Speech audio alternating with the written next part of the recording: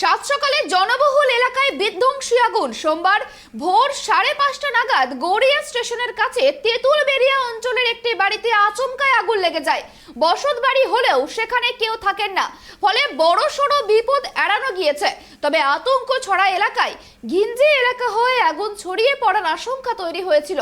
ইতিমধ্যে ঘটনাস্থলে পৌঁছেছিল দমকলের 5টি ইঞ্জিন। আপাতত নিয়ন্ত্রণে আনা সম্ভব হয়েছে আগুন।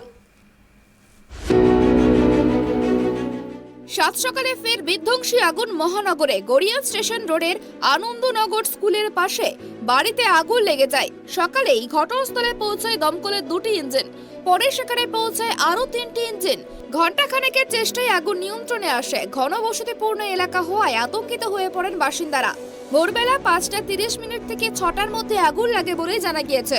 বেশ কিছুক্ষণ আগুন জ্বলার পরে বাড়ির ছাদের ফাটল দিয়ে ধোঁয়া বেরোতে দেখা যায়। আশেপাশের এলাকার মানুষজন আতঙ্কিত হয়ে পড়েন এই ঘটনায়।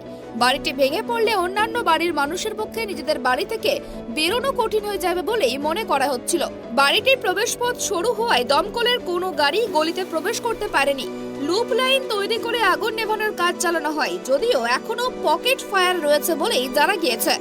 আগুনের ওপর প্রাথমিক নিয়ন্ত্রণ পাওয়া গেলেও যথেষ্ট বেগ পেতে হয় দমকলকে। যদিও এই অগ্নিকাণ্ডে কোনো হতাহতের খবর পাওয়া যায়নি।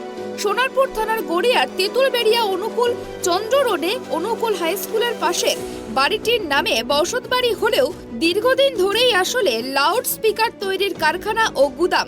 ফলে লাউড স্পিকার তৈরির সমস্ত দাহ্য থেকে অতি দাহ্য পদার্থে ঠাসা 3তলা বাড়ি পুরোটাই। সেইভাবে আগুন নেভানোর কোনো ব্যবস্থা নেই বলেই জানিয়েছেন গুদামের কেয়ারটেকার এবং দমকলের আধিকারিক সকলেই। আতঙ্কিত এলাকাবাসীর অভিযোগ, বহুবার বিভিন্ন মহলে অভিযোগ জানিয়েও লাভ হয়নি। কারখানার মালিক এই মুহূর্তে কলকাতার বাইরে। তার পরিচিত এক ব্যক্তি ঘটনাস্থলে গিয়ে সাফাই দিয়েছেন, এটি পঞ্চায়েত এলাকা থাকাকালীনই এখানে কারখানা চলছে। এই কাজের অনুমতি এলো কিভাবে, কি করে, সবার নজর এড়িয়ে কিভাবে কাজ চলছিল, এই রকম বহু প্রশ্ন উঠতে শুরু করেছে। কি করে আগুন লেগেছে তাও এখনো জানা যায়নি। পাশাপাশি আগুন লাগার পরে বেশ কিছুটা সময় লেগে যায় তার নেভানোর কাজ শুরু করতে। শিশির, কাগজ, গদের আঠা, অ্যাডহেসিভের মতো জিনিসপত্র প্যাকিং হয়ে এখানে থাকতো বলেই জানা গিয়েছে।